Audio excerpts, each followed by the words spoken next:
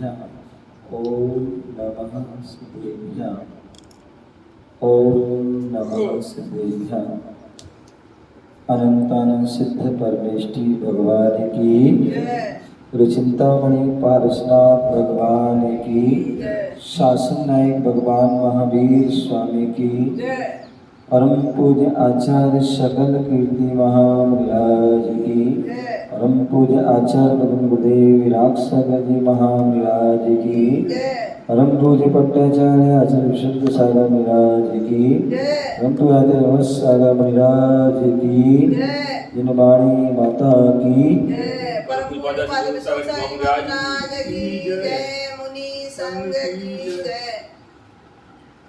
प्यारे बंधु, आज हम सभी पुनः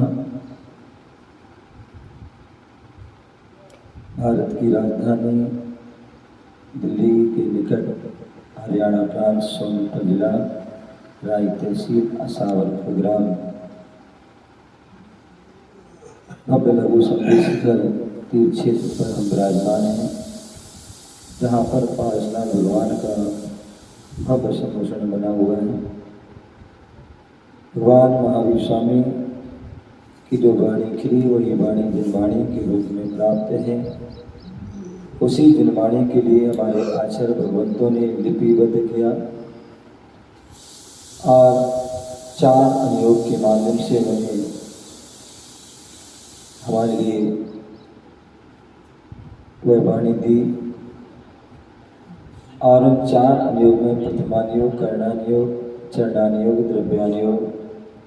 प्रथमानुयोग जिसमें 63 लाख महापुरुषों का वर्णन, कर्णानुयोग जहाँ कर्म सिद्धांत, जहाँ 3 लोक आदि का वर्णन, चरणानुयोग जिसमें चरण मतलब आचरण का वर्णन है, और वह आचरण श्रावक और मुनियों का जो वर्णन। यहाँ पर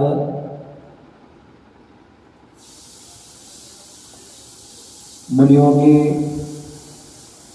आचरण का वर्णन चल रहा है, मुनियों के मूल गुणों का वर्णन चल रहा है, और मुनियों के गुणों का वर्णन करने वाला ये मूलाचार प्रदीप ग्रंथ है, जो आचार्य सकल कीर्तिदेव के द्वारा यह लिखा गया है।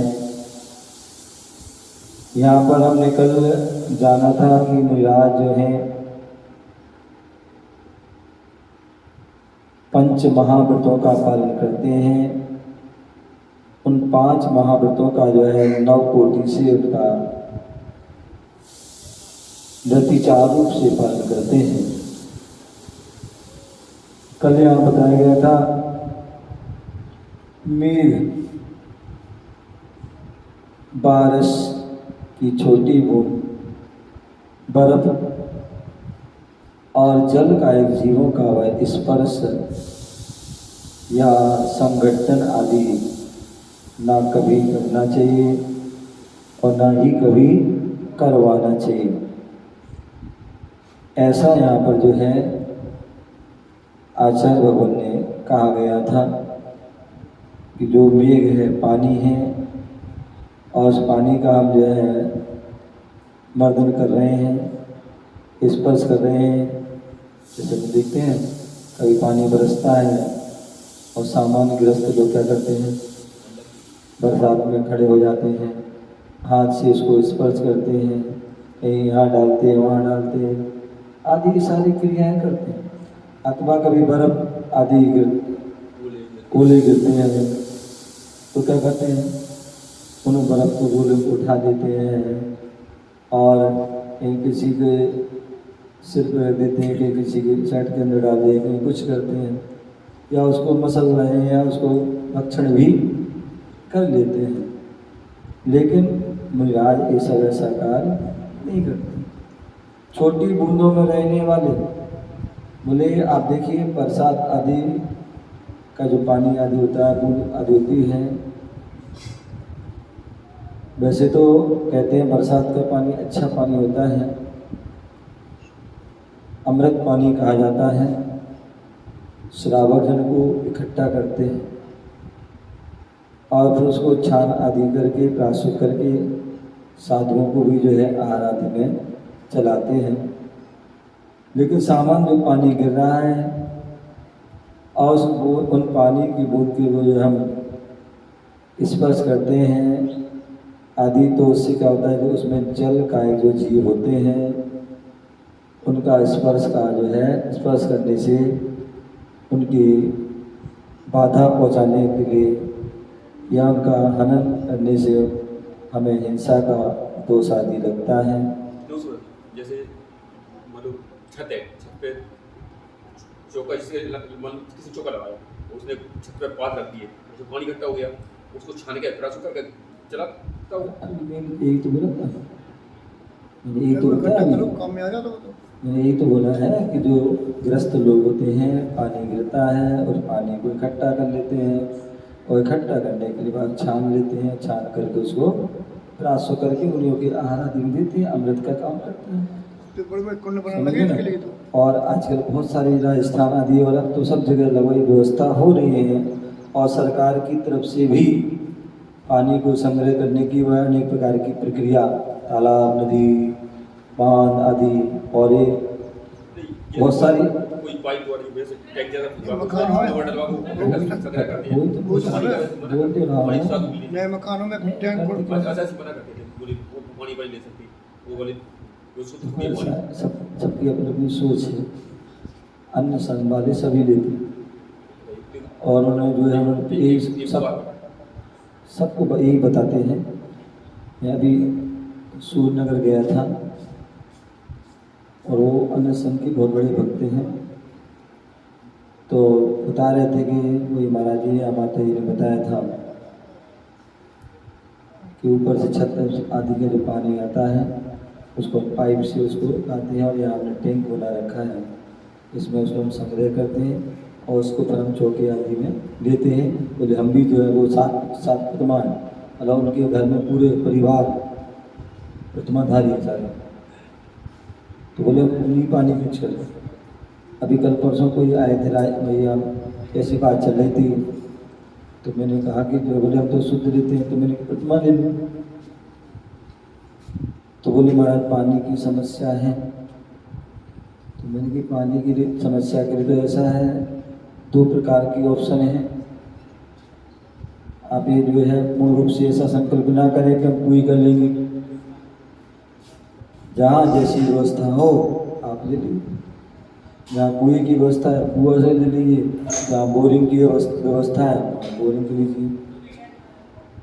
तो इस प्रकार से जो है हम ले सकते हैं, अथवा आजकल बहुत सारी व्यवस्थाएं हैं, बारिश का पानी आप संग्रह कीजिए और संग्रह करके उसको आप ले लीजिए। बहुत सी जगह MP में हम लोग रहे हैं, चतुर्मास आदि खनियादानी में आदि में या अभी भोपाल आदि में थे, तो आके श्रावण क्या करते हैं, संग्रह करते हैं और संग्रह करने के बाद जो है काफ़ी समय तक लगभग यहाँ तक कि मतलब 1-1 साल भी उस पानी को चलाते हैं। हमारा 15-20 टोकरी भर के डालेंगे मनोज में। हाँ, तो ये चलता है, तो कर सकते मतलब जो है होता है। तो बाकी फिर जैसी फिर गुरु आज्ञा हो वैसे करना चाहिए। तो कहने का तात्पर्य कि जो बूंद आदि सामान्य बरस रही है तो हम उसको हम छू नहीं सकते, या उसको हम जो है अपने कोई मुँह धो रहे हैं या कुछ भी कर रहे हैं, ऐसा हम कुछ भी नहीं कर सकते हैं, या उसका हम स्पर्श नहीं कर सकते, ना उसको अपने शरीर आदि में लगा सकते हैं, ना ही उसका संगठन आदि नहीं करना चाहिए, ना ही करवाना चाहिए। हम स्वयं करने लगे या दूसरे करवा रहे तुम कर दो ऐसा, तो ऐसा नहीं होना चाहिए। इस प्रकार से आज अगर करते हैं तो उससे जीवों की विराधना, जल का एक जीवों की विराधना होती है और उसके माध्यम से और भी अनेक जीव होते हैं, उनकी भी विराधना हो सकती त्रसादी। तो इस प्रकार से हमें जानना चाहिए, हम अपने अहिंसा महाव्रत का पालन करना है तो इन बातों का ध्यान करना चाहिए। और भी इसके बारे में आप बता रहे हैं, बाणां चान्यं चे कुर्वन्तं मनसा नानुमन्यते वाचांगेन याति शौचपाद प्रक्षालनादिभिः जीवा अपकायिका एत्र चापकायं समाश्रिता अपकायांगी समारंभा स्फुटं तेषां परीक्षया। तो इस प्रकार से आप बता रहे हैं।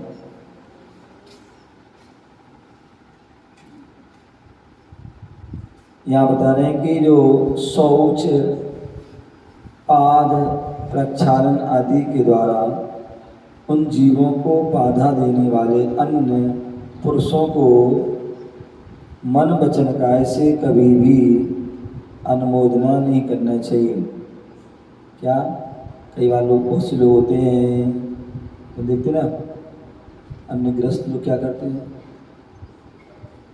बाहर जाते हैं शौच आदि के लिए, जंगल के लिए, वहाँ गए और तालाब में जो है क्या कर लिया, शुद्धि कर ली। अथवा पानी कहीं भी बरसात हुई, बरसात का पानी भर गया गड्ढे आदि में, तो उसमें भी जो है क्या कर लेते हैं, शुद्धि कर लेते हैं। तो शौच आदि की शुद्धि। अथवा पाद, कितने ऐसे लोग होते हैं कि यहाँ से वहाँ से आए तो तालाब में जो है पैर धो ली, या यहाँ जैसे यहाँ वहाँ कोई पानी भरा है उसमें भी क्या कर लिया, हाथ पैर धो लिया। तो ऐसे शौच और पाद प्रक्षालन आदि, और आदि से और भी अनेक प्रकार के ये लोग ऐसे होते हैं कि मैंने वहाँ गए कपड़े आदि धो लिए, और भी कुछ भी, कहीं बहुत से तो यदि साफ सा पानी है कुछ भी है तो पी भी लेते हैं।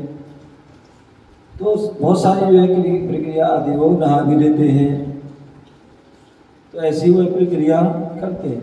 तो शौच, पाद प्रक्षालन आदि के द्वारा उन जीवों को बाधा देने वाले, यदि हम सारी क्रिया कर रहे हो, शौच आदि की शुद्धि कर रहे हो, पाद प्रक्षालन कर रहे हो, और भी नहा स्नान कर रहे हैं, कपड़े धो रहे हैं, तो इनसे उन जीवों की जो जीव हैं, एक इंद्रिय जीव, अन्य जीव हैं, उनका जो है विघात होता है, उनको बाधा होती है, उनका घात भी होता है, उनका मरण हो जाता है।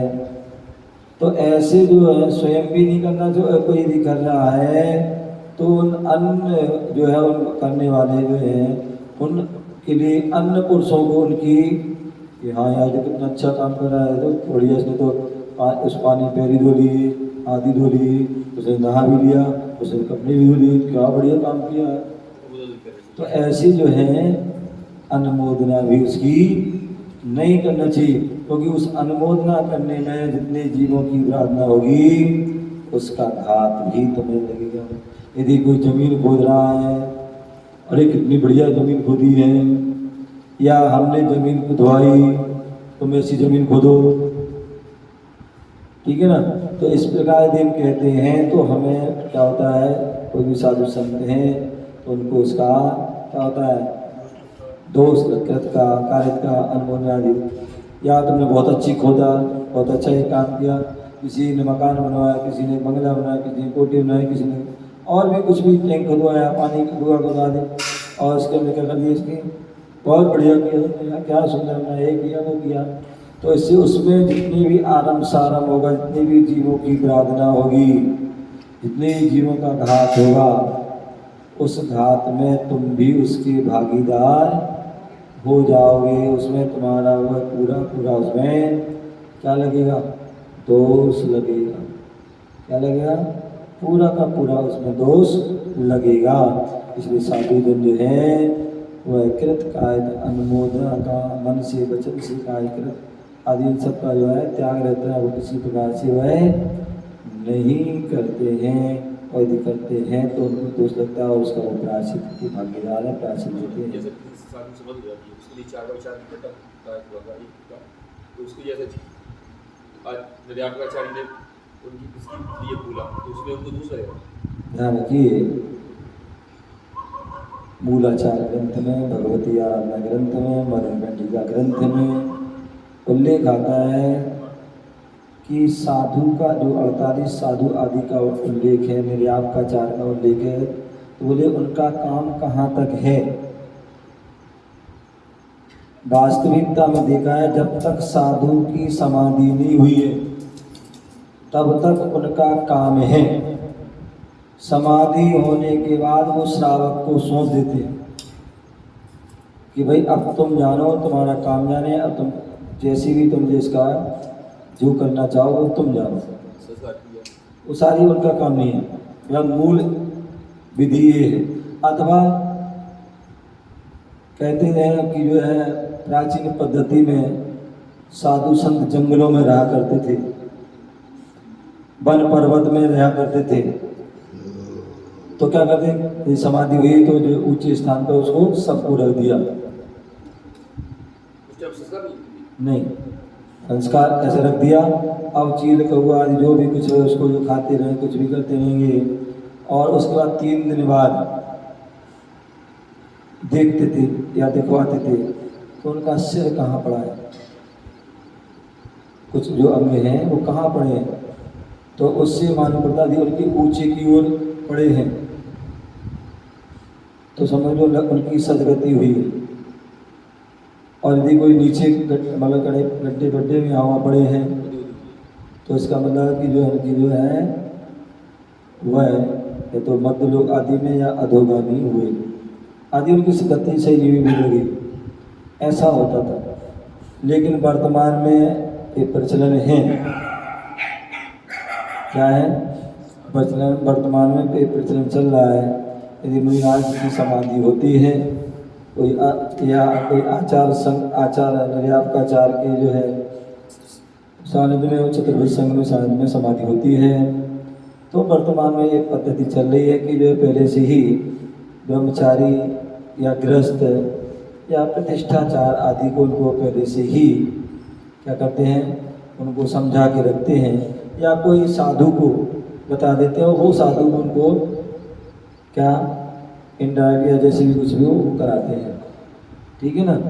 तो वो सारी पद्धति आज को जो है वो वर्तमान में चल रही है, और उसमें जो भी कुछ थोड़ा बहुत क्या है दोष लगता है तो उसका जो है प्रायश्चित आदि होता है, और बाकी जो है उसकी और भी कुछ बहुत सी जो है क्या आती उनके बोलते हैं गुरुओं का उद्देश्य रहता है कि यदि साधुजन व्यवस्थित कराएंगे तो जो है सही से होगी, अन्यथा बहुत से ग्रस्त श्रावकों को पता नहीं है तो उसमें उसका जो है कुछ भी गलत सलत कुछ भी हो सकता है, अथवा अगर हम ध्यान नहीं देंगे तो व्यंतरों का वास हो सकता है उसमें, या और भी मतलब संघ पर बहुत सारी समस्या आ सकती है। तो इन सारी बातों को ध्यान में रखते हुए वर्तमान संघों में गुरुजन जाते हैं, और इनडायरेक्ट रूप में चाहे वो साधु के माध्यम साधु हों, शुल्लक हों, ब्रह्मचारी हैं, या कोई विद्वान हैं, या जो है कोई उचित गृहस्थ लोग हैं, उनके माध्यम से वो कराते हैं। अपने डायरेक्ट वो स्वयं कुछ भी नहीं करते, ना करना चाहिए। वो पद्धतियाँ हैं, अगर भगवत ग्रंथ पढ़ोगे तो उसमें सारी चीज़ है। क्या है, जब हम पंचक आदि में क्या पंचक आदि में किसी साधु का मरण होता है, हाँ, तो उसमें मरण होता है तो उसकी विधान है, समझ गए ना।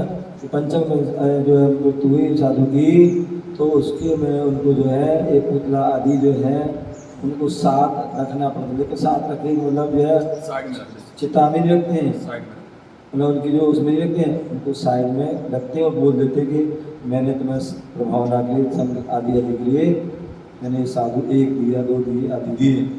तो ऐसी वो पद्धति सारी वो भगवती आराधना में है, या पूज्य गुरुदेव में सल्लेखना समाधि ग्रंथ लिखा है, पुस्तक लिखी है, उसको पढ़ें तो बहुत सुंदर, मतलब पूरी मतलब छोटा बड़ा से जो है पूरी सारी कहते ना, शुरू से छोटी से छोटी और बड़ी से बड़ी सारी जानकारी पूरे दी, तो उसको जरूर एक बार जो है उसको पढ़ना चाहिए। तो सारी उसमें व्यवस्था दी है। अथवा हमारे जो क्या बोलते हैं चौघड़िया, तिथि, बार आदि, योग, करण आदि ये सारी बहुत सारी जो है देखी जाती हैं। तो उनमें किसी प्रकार का कोई यदि जो है बोले जो नक्षत्र होते हैं, कौन से नक्षत्र हैं, कुछ नक्षत्र अच्छे नक्षत्र होते हैं और कुछ खराब होते हैं। यदि खराब नक्षत्र में मरण होता है तो उसके लिए सारी व्यवस्था हैं, या खराब राशि चल रही है, या सूर्य चंद्र आदि का क्या हो रहा है, अस्त हो रहा है, मतलब बहुत सी चीज़ें हैं। उन सारी चीज़ों को ध्यान में रखते हुए ये सारे पर बताते हैं कि अगर ऐसा कोई दोष है तो उसके लिए हमें उसका ऐसा ऐसा समाधान करना चाहिए। तो इस प्रकार को हम उसका थोड़ा स्वाध्याय करें, पढ़ें, विचार करें। तो इस प्रकार से यहाँ होता है शौच पाद प्रक्षालन आदि के द्वारा उन जीवों को बाधा देने वाले अन्य पुरुषों को मन वचन काय से कभी अनुमोदना नहीं करनी चाहिए। इस प्रकार से यहाँ बताया था। आगे यहाँ बोल रहे हैं तस्मादिपां समारंभो दुधावाक्काय मानसै यावज्जीवं मनायोग्यो नात्रि देशपारिणा। तो यहाँ बोल रहे हैं आचार्य भगवत सकल कीर्ति मिला है, जल कायिक जीवों से भरे हुए जल का समारंभ करने से, जल को काम में लाने से, जल भरा हुआ है अब उसको भर रहे हैं, उठा के यहाँ भर रहे, वहाँ डाल रहे, वहाँ से भर रहे, वहाँ डाल रहे हैं, अन्न का कोई से नहा रहे हैं, कोई कपड़े धो रहे हैं, कोई सफाई कर रहे हैं, कोई आदि सिंचाई कर रहे हैं, आदि वाले कितने तलाई कर रहे हैं, मतलब बहुत सारे जो है काम करते हैं। तो ऐसे जल का एक जीवों से भरे हुए जल का समारंभ करने से, जल को काम में लाने से, जल का एक जीव और जल काय के आश्रय से रहने वाले जीवों का नाश अवश्य ही होता है। क्या कहीं पर पानी भरा है और हम पानी को भर करके एक मसाला बना रहे हैं, कोई मकान बना रहा है, ताले बना रहे हैं, इसमें डाल रहा है, उसमें डाल रहे हैं, हम उसको उपयोग कर रहे हैं, क्या कपड़े धो रहे हैं, स्नान कर रहे हैं। तो ऐसा करने से जो जल से भरा जीव है, जल का एक जीवों से भरा स्थान है और उससे हम जो उपयोग कर रहे हैं, तो वो जल का अथवा उस जल के आश्रय से ही आप देख रहे हैं नहीं गिर रहा है, और पानी गिरने से का समूह से जीव उत्पन्न हो जाते हैं, मेढक हो गए हैं, केचुआ हो गए, सर्प आदि हो गए हैं, और भी बहुत सा मछली आदि भी क्या होते हैं उत्पन्न हो जाते हैं। अभी हम लोग जो है बाबुलेश्वर नोएडा में स्थान है, वहाँ पर गए और वहाँ पर जो है एक तालाब से छोटा सा बना रखा है और उसमें पानी भर रखते हैं। अब पानी उसमें भरा था, उसमें डेली उसका वो क्या बोलते हैं फुब्बारा आदि चलता है और बुखारी का पानी उसमें वही ऐसा आता जाता है, जो भी कुछ होता है। तो उससे क्या मैं देख रहा था, उसमें बहुत सारे जीव उत्पन्न हो गए, छोटी छोटी बड़ी बड़ी तो मछली उत्पन्न हो गई, कछुआ आदि भी उत्पन्न हो गए, सर्प आदि भी उत्पन्न, मेढक आदि, मतलब ये सब जो है जितने भी जल का एक जीव हैं या जल से जो है संबंध रखने वाले जीव हैं, वो सब क्या होते हैं। यहाँ तक कि मतलब यहाँ पे देखा कि मगरमच्छ आदि भी पिछले साल हम लोग वहाँ गए थे रणथंबोर, वहाँ किला आदि के वहाँ मंदिर है, चैत्या मंदिर है, संभवना भगवान का है। वहाँ जब गए तो वहाँ से जो ऊपर से पानी आ रहा है और पानी आता है, उन्होंने कहीं स्टोक कर रखा है, तो स्टोक आदि करने से वहाँ देखा बड़े बड़े मगरमच्छ,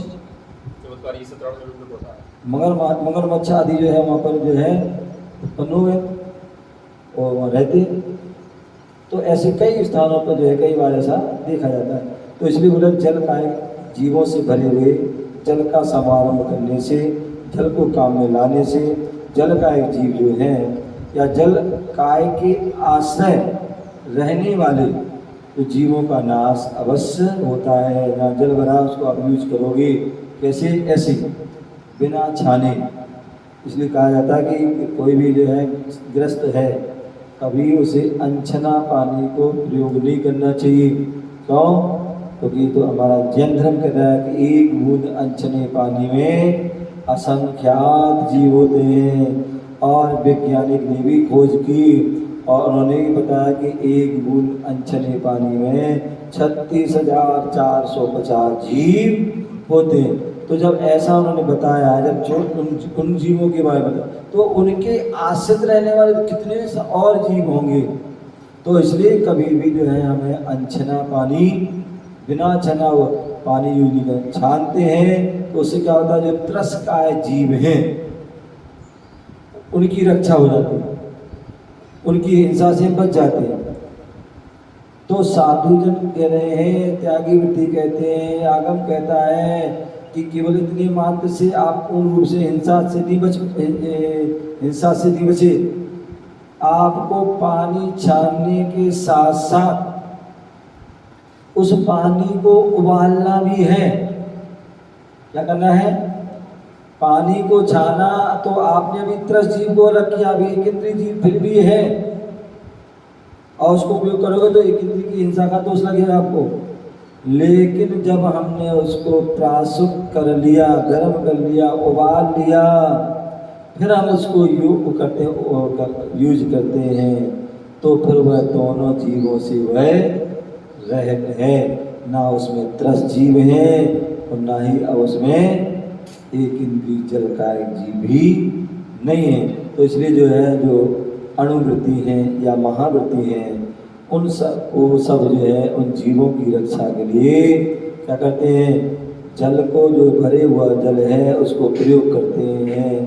तो बिना छना हुआ प्रयोग नहीं करते हैं, छानते भी हैं और छानने के बाद उसको क्या करते हैं? प्रासुक करते हैं, तभी हम उनके नाश से बच पाते हैं। अन्यथा हम जो उसको प्रयोग कर रहे हैं बिना छना हुआ, बिना प्रासुक, तो उससे त्रस जीव और स्थावर जल का जीव आदि के सबका वह अनंता हिंसा का हमें दोष लगता है।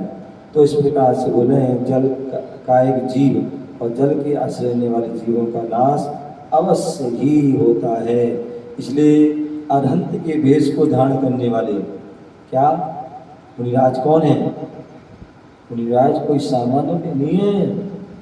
मुनिराज जो है वो अरहंत का भेष, जिन्हें हम जिनलिंग के धारी कहते हैं।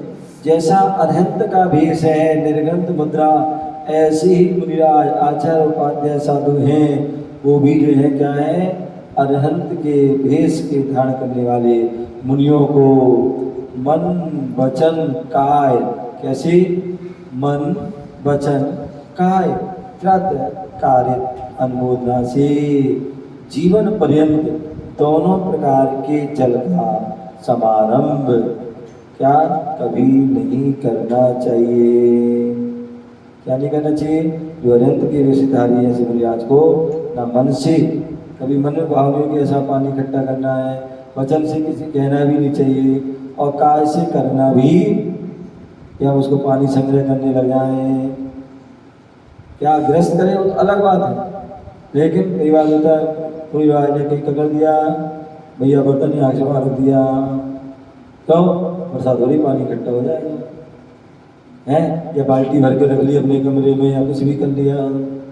तो इस प्रकार से वह जो क्या मुनिराज जो है स्वयं मुनिराज हैं, महावृत्ति हैं, अनंत के वेश के धारी हैं, ऐसे वो मुनिराज क्या करते हैं? मन से, वचन से, काय से और कृत, ना वह स्वयं करते हैं कार्य, ना दूसरों से कराते हैं, और ना ही अनुमोदन किसी ने किया तो बहुत अच्छा किया तुमने, ऐसा वह क्या करते हैं? जीवन पर्यंत, केवल एक दिन के लिए नहीं होता है साल का, 2 दिन के लिए नहीं, हफ्ता 15 दिन, महीने के लिए नहीं, साल भर के लिए भी नहीं, अपितु जीवन पर्यंत।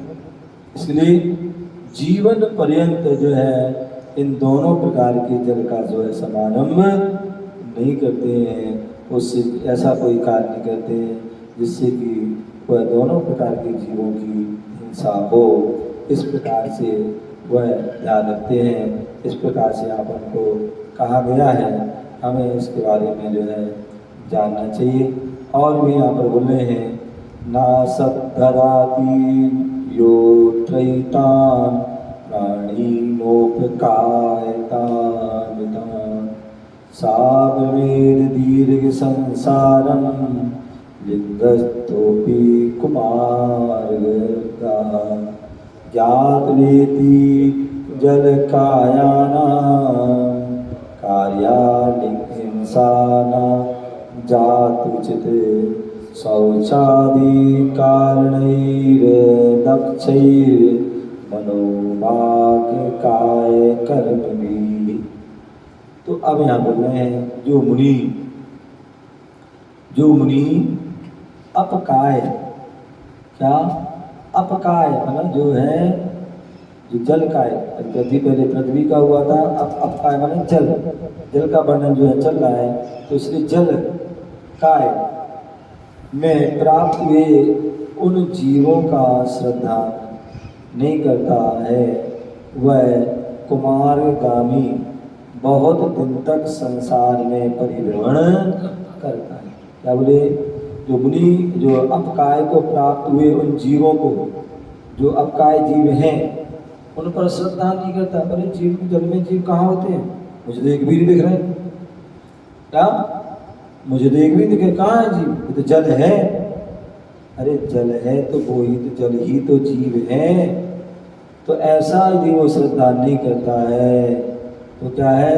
जल को जीव नहीं मानता है तो वह क्या कर रहा है? कुमारगामी हो गया, क्योंकि वह जो है मिथ्या दृष्टि हो गया। क्योंकि ये भगवान की वाणी है। जिन वाणी क्या है? भगवान की वाणी। भगवान की वाणी में घिरा है ये जो पृथ्वी जल अग्नि वायु वनस्पति सब क्या है? ये सब जीव हैं। क्या है? जीव हैं और जीव से सहित भी हैं। तो ऐसा वह श्रद्धा नहीं करता तो वह कुमार की है। क्या है? कुमार खोटे मार्ग का गामी है और बहुत दिन तक वह संसार में भ्रमण करेगा। यदि वह जल को जीव नहीं मानता, उन पर श्रद्धा नहीं करता है तो अनंत संसार में भ्रमण करेगा। एक दिन बताया था भव्य सेन महाराज, इन्होंने जल तालाब का जल ले लिया, शुद्धि करने लगे, फिर इसमें कौन जीव होते हैं? ऐसा उन्होंने बोल दिया, ऐसा कर लिया, मान लिया कि जल में जीव होते ही नहीं है। आगम कहता है कि जो तालाब है जहाँ एक इसका रुका हुआ पानी है उसमें जीव होते हैं, जीव हैं भी और भी होते हैं।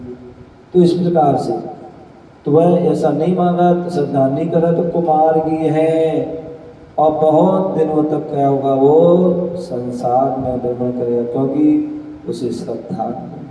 जिन्हें भगवान पर श्रद्धा नहीं है, जिन्हें भगवान की वाणी पर श्रद्धा नहीं है और गुरुओं पर श्रद्धा नहीं है, तो इसलिए उस सम्यक दर्शन को भी प्राप्त नहीं कर पा रहा और सम्यक दर्शन को प्राप्त नहीं करेगा तो संसार में भ्रमण ही करेगा।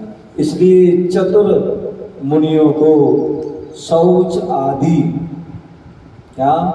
चतुर मुनियों को शौच आदि कार्यों में जल कायक जीवों की हिंसा मन वचन काय से कभी नहीं करनी चाहिए। इसलिए मुनि आज भी शौच आदि जाते हैं तो वहाँ जो जल का प्रयोग करते हैं वो तालाब आदि का, गड्ढे आदि का या प्राशुद्ध पानी, बिना छना हुआ या बिना गर्म हुआ पानी को यूज नहीं करते हैं। और भी करते हैं तो उनको जो है उन जीवों की रस काय और स्थावर काय जीवों की हिंसा का उनको दोष लगता है। वह मन से भी, वचन से, काय से, तीनों से कृत का अनुसार दोष लगता है। तो इसलिए जो चतुर मुनि होते हैं वह सोच आदि कार्यों में जल का एक जीव जो प्रासुक जीव है उसको ही प्रयोग करते हैं। तो जो जल से सहज जीव है उसको जो है वह क्या कहते हैं, वह ऐसा उनकी हिंसा नहीं करते हैं, ना ही उसको प्रयोग करते हैं। ऐसा उनको हमें जानना चाहिए। इसलिए हमें जब भी हम जल का प्रयोग करें कम से कम मात्रा में करें, उसका छना हुआ होना चाहिए और अच्छा है हम उसको प्राशुद्ध भी कर लें।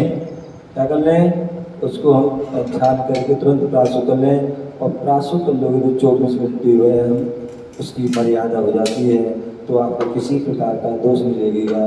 और 24 घंटे पूर्ण हो उसके पहले उसको पूरा यूज कर लेना चाहिए, क्योंकि 24 घंटे के बाद फिर उसको यूज नहीं कर सकते हो क्योंकि उसमें भी जीव उत्पन्न आदि हो जाएंगे, पाए जाएंगे। तो इस प्रकार से हमें जानना चाहिए, समझना चाहिए और वैसे ही हमें आगम के अनुरूप ही अपनी चर्या करना चाहिए। यहाँ यही आचार्य सकल कीर्तनराज का उपदेश है, ऐसा हमें जानना चाहिए। ओम नमः शिवाय।